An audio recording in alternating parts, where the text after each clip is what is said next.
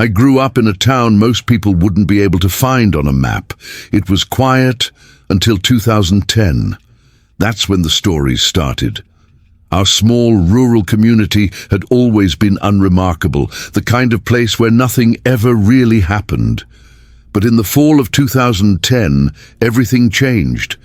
It began with whispers among the students at our local high school, hushed conversations in hallways, nervous glances over shoulders.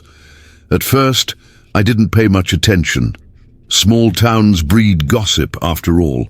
But as the weeks went on, the stories became impossible to ignore. People began seeing things at our school, shadows darting just out of view, reflections moving when we stood still.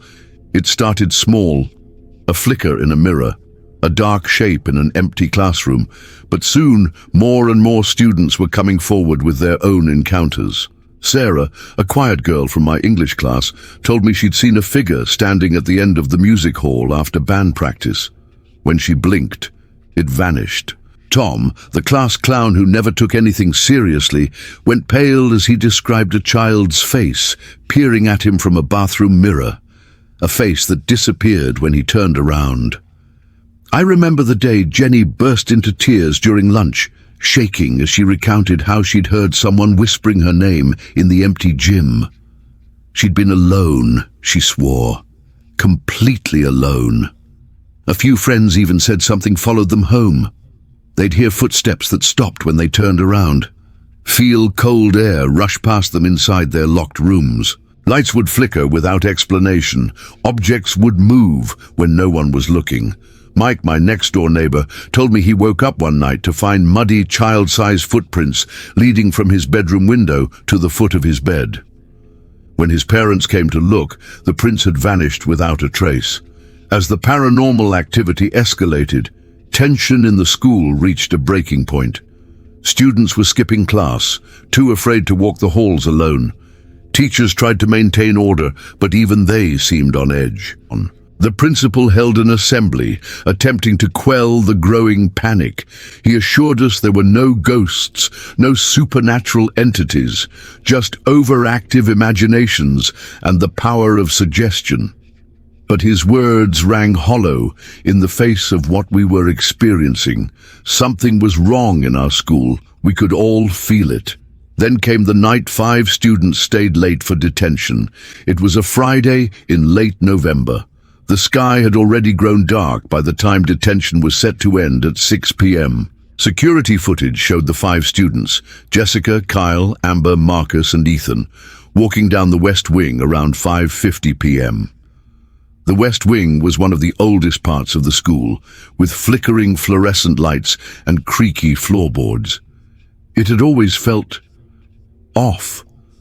Even before the strange occurrences began, students avoided it when possible. On the grainy black and white footage, we see the 5 teenagers moving down the hallway, Jessica in front, Kyle bringing up the rear. They pass classroom 237, then 238. As they approach room 240, the video begins to distort. Static cuts across the screen. The image wavers, blurs, and then the tape glitched, hard. When it came back, they were gone. Not a scream, not a trace, just gone. The timestamp on the footage showed only 3 seconds had passed, but in those 3 seconds, 5 lives had vanished into thin air. I remember the frenzy that followed. Police swarmed the school, searching every room, every closet, every air duct. They brought in dogs to track scents. They combed the surrounding woods, but there was nothing, no sign of struggle, no evidence of foul play. It was as if the 5 students had simply ceased to exist. Theories ran wild. Some said it was an elaborate prank. Others insisted there must be hidden tunnels beneath the school, secret passages where the teens could be hiding. A few even suggested alien abduction. But those of us who had experienced the strange phenomena knew the truth. Whatever had been haunting our school had finally struck. The investigation that followed uncovered disturbing details about our school's history. As they dug into old records and newspaper archives, researchers made a chilling discovery. Our school, it turned out, was built over the ruins of an orphanage that had burned down in the 1920s, an orphanage with its own history of vanished children. The Sunnyside Home for Children had opened in 1902, housing orphans from across the state. But over the next 2 decades, a series of tragedies struck. Children would go missing, sometimes in broad daylight. They'd be playing in the yard one moment, gone the next. Searches would turn up nothing. By 1925, over a dozen children had disappeared without explanation. The orphanage's reputation was in tatters. Then, on a cold night in December, fire tore through the building. The cause was never determined. Most of the children and staff escaped, but several bodies were never recovered from the ashes. The land sat empty for decades after that, whispered about by locals who claimed to hear the cries of lost children on windy nights. When our school was built in the 1960s, the orphanage's dark history was quietly buried, along with its foundations. But now, it seemed, the past had resurfaced. Whatever malevolent force had taken those orphans so long ago had awakened once more. In the wake of the 5 students' disappearance, our school was shut down. Classes were moved to temporary buildings across town. The old school sat empty, a looming reminder of the tragedy that had unfolded within its walls. Years passed. The missing students were never found. Their families moved away, unable to bear the constant reminders of their loss. The town tried to move on, to forget. But the stories never quite died. Then, in 2012, an anonymous post appeared on an obscure internet forum dedicated to unsolved mysteries. The user, going by the name TruthSeeker22, claimed to have made a discovery in the abandoned school building. The post included several grainy photos. They showed a dusty backpack, caked with what looked like decades-old soot, hidden in a sealed attic crawl space. Zooming in on one image revealed initials embroidered on the bag: K.M. Kyle Matthews, one of the missing students. The final lines of the post sent chills down my spine. I don't know how this got here. The attic was sealed shut, no way in or out, but I swear I heard something moving up there, whispering, "I think they're still here, and I think they're angry." The post ended there. When users tried to contact TruthSeeker22 for more information, there was no response. Days later, the account was deleted. The photos vanished along with it. Some dismissed it as a hoax, a cruel prank played on a grieving community. But others weren't so sure. Those of us who remembered the strange events of 2010 couldn't shake the feeling that there was truth hidden in those words. And now, the school sits rotting on the edge of town. Weeds choke the parking lot. Windows are boarded up. Graffiti mars the brick walls. But if you drive by late enough, sometimes you'll still see lights flickering in the windows. Sometimes you'll still hear the laughter of children who were never found. Locals whisper about shadowy figures darting between trees on the overgrown grounds, about cold spots that appear on even the hottest summer days, about the sound of children's voices carried on the wind, calling out names long forgotten. I've driven past that old school many times over the years. Usually it's just a dark, empty shell.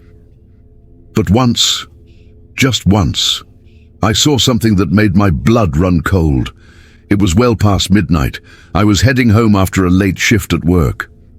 As I approached the school, movement caught my eye. There, in a second-floor window, stood a small figure, a child barely visible in the gloom. For a moment, our eyes met. Then slowly the figure raised its hand, beckoning. I sped away, heart pounding. When I looked in my rearview mirror, the window was empty once more. I don't drive past the school at night anymore. I take the long way home, but sometimes, in my dreams, I still see that small hand waving, still hear those faint whispers carried on the wind. And I wonder, what if they really are still there, trapped between worlds, unable to move on, angry, waiting, and sometimes, if you're unlucky, you might just hear them. I've taken a lot of late-night drives. They never used to scare me. That changed one night in 2021 when I was driving a stretch of highway somewhere in the Midwest, a place where the streetlights thin out and the sky presses down like a weight. The road stretched endlessly before me, a ribbon of asphalt cutting through the darkness. I'd been driving for hours, the monotony of the journey broken only by the occasional flicker of my headlights catching a road sign or the glint of an animal's eyes in the brush. It started with the radio, static, loud and sharp, slicing through the music. I fiddled with the dial, trying to find a clear station, but the crackling persisted, growing louder with each passing mile. Then silence, an oppressive quiet that seemed to seep into my bones. Then the calls began. Unknown number. When I picked up, I only heard heavy breathing. At first I dismissed it as a bad connection, maybe someone pocket dialing me by mistake. But the calls kept coming, one after another, each time that same raspy breath on the other end. I figured it was a prank, some bored teenagers getting their kicks by scaring lone drivers on deserted highways. I tried to shake it off, focus on the road ahead. But a nagging feeling in the pit of my stomach told me something wasn't right, until I pulled over and looked at my phone. Texts, dozens of them, describing exactly what I was doing.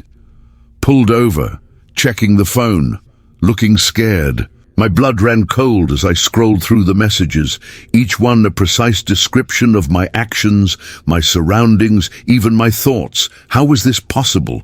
Who was watching me? I threw the car into drive and tore down the highway, but the road, it just kept going. No towns, no exits, no end. The speedometer climbed higher and higher as I pushed the car to its limits.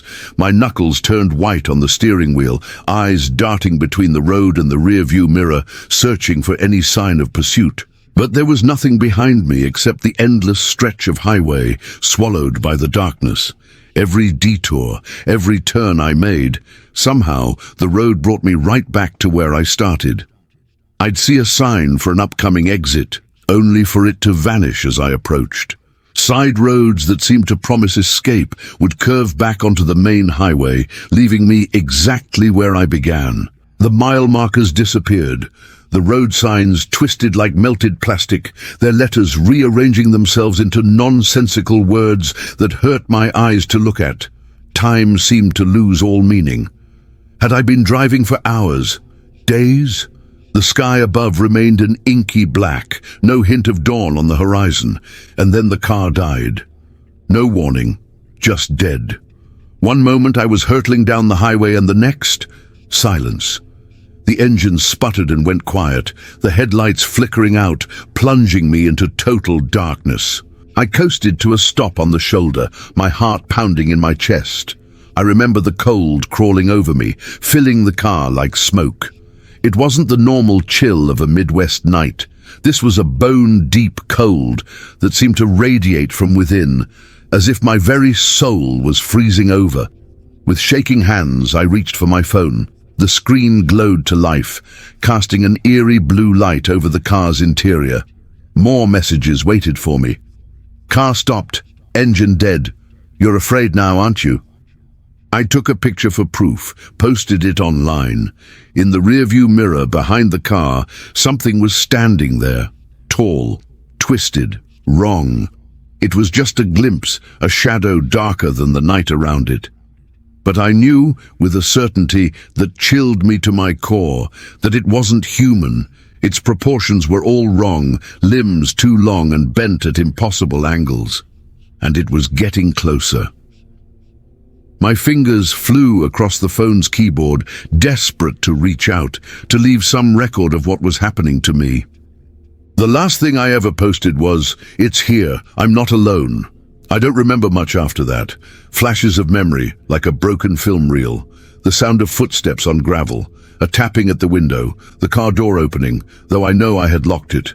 And then, nothing. Nobody ever found me. At least, not in any way that mattered. They found my car, of course, abandoned on the side of that lonely stretch of highway. The engine was cold, the gas tank empty. My phone was still there, screen cracked, battery dead.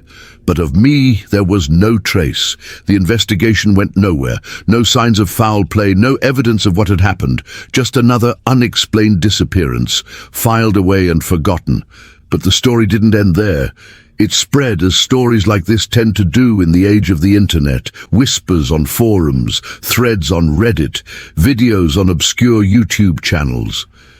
People began to piece together a pattern, a history of strange occurrences on that same stretch of highway. It wasn't just me, there were others.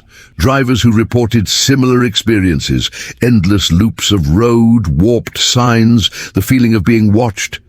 Some managed to escape, shaken but alive. Others, well, they joined me in whatever limbo I now inhabit. Witnesses came forward with their own tales. A trucker who swore he saw a car driving beside him, only for it to vanish when he looked directly at it. A family on a road trip who picked up a hitchhiker, only to have her disappear from the back seat miles later, leaving behind nothing but a cold spot and the lingering scent of decay. Theories abounded. Some said the highway was built on an ancient burial ground, angering restless spirits. Others claimed it was a government experiment gone wrong, a tear in the fabric of reality. A few even suggested that the road itself was alive, hungry, luring in travelers to feed some unknowable appetite. Whatever the truth, the legend of the haunted highway grew. Thrill seekers and paranormal investigators flocked to the area, hoping to catch a glimpse of the phenomena. Most left disappointed, but a few experienced things they couldn't explain. They reported the same signs I had seen, the endless road loops, no matter which direction they drove, the feeling of time stretching and warping around them. And always, the sense of being followed by something just out of sight. Some claimed to have seen ghostly figures standing by the roadside, beckoning them to stop. Others swore they heard voices coming through their car radios, whispering names and secrets they couldn't possibly know. One group of investigators set up cameras along the highway, hoping to capture evidence of the paranormal activity. When they reviewed the footage, they found hours of static, interrupted by brief flashes of something. Shadowy figures darting across the road, lights in the sky that moved in impossible patterns, and in one chilling frame, a face pressed against the camera lens, a face that looked eerily like mine. The highway became a local legend, a cautionary tale told to keep teenagers from driving too fast or staying out too late. "Be careful on that stretch of road," parents would warn. "You might never come back." But still, people drove it. They had to. It was the main artery connecting several small towns, the lifeline for commerce and commuters. Most made the journey without incident, blissfully unaware of the horrors that lurked just beyond their headlights. And sometimes, on particularly dark nights when the moon is hidden and the stars seem to dim, drivers report seeing something in their rearview mirrors. A figure standing in the road behind them, tall and twisted, watching them drive away. They say if you look too long, you'll find yourself pulled over, compelled by some unseen force to stop and wait. And then, the tapping begins. Soft at first, then louder, more insistent. Tap, tap, tap. But whatever you do, don't open the door. Don't look back. Because sometimes, they say, if you drive that stretch of road at night, you might just disappear, like I did. And trust me, you don't want to know what's waiting on the other side. I didn't think anything of it when I moved in. Sure, the building was old, cracked ceilings, faded wallpaper, a smell that never really left. But it was cheap, and it was mine. It was 2022, and I had finally found a place I could afford in the city. The apartment wasn't much, but it was a start. I filmed a tour for TikTok the day I moved in. Just something simple, a quick walkthrough of the living room, kitchen and bedroom. Nothing special. I even joked about the creaky floorboards and the way the doors seemed to close on their own. Haunted vibes, I laughed, panning around the dim hallway. But when I watched it back, I heard footsteps behind me. Faint, but unmistakable. A soft creak, creak, creak that I hadn't noticed while filming. I lived alone. I shrugged it off. Old buildings make noise, right? I posted the video anyway, adding a playful caption about my new ghostly roommate. The comments rolled in, mostly friends congratulating me on the move. A few people mentioned how creepy the place looked, but I brushed it off. It had character, that's all. Over the next few days, little things kept happening. I'd be making breakfast, and the lights would flicker, just for a second, but enough to make me pause. Late at night, I'd hear knocking, soft at first, then more insistent. I'd check the door, but no one was there. In the morning, I'd wake to find a chair slightly out of place or a book on the floor that I was sure I'd left on the shelf. Still, I told myself it was just the building settling. Old pipes, drafty windows, uneven floors. I even made a few more TikToks about it, laughing off the haunted apartment vibes and showing my followers the weird quirks of the place. But then, I found them. Strange symbols, hidden behind the furniture, etched into the walls like they had always been there. I first noticed them when I was cleaning behind the bookshelf, faint lines carved into the plaster, forming intricate patterns I didn't recognize. I moved more furniture, peeled back loose wallpaper, and found more. They were everywhere once I started looking. I filmed it, of course. My hands were shaking as I traced the symbols with my phone's flashlight. "Guys," I whispered to the camera, "I don't know what these mean, but they're all over my apartment. Has anyone seen anything like this before?" And then, the mirrors. In every reflection, I'd catch a glimpse. A tall, shadowy figure standing just behind me. The first time I screamed and dropped my phone. When I picked it up and looked again, nothing was there. But it kept happening. In the bathroom mirror as I brushed my teeth. In the reflection of my laptop screen as I worked. In the dark window of the kitchen at night. I tried not to panic. I posted everything online. Maybe someone would explain it away. Maybe it was just a trick of the light, or my eyes playing tricks on me after too many late nights. Instead, the video went viral. Millions of views, thousands of comments. People were fascinated by the symbols, trying to decipher their meaning. But more disturbingly, people said they recognized the figure, that they had seen it before, in other TikToks, other videos, from around the same neighborhood. Some said it had been appearing since the early 2000s, long before TikTok even existed.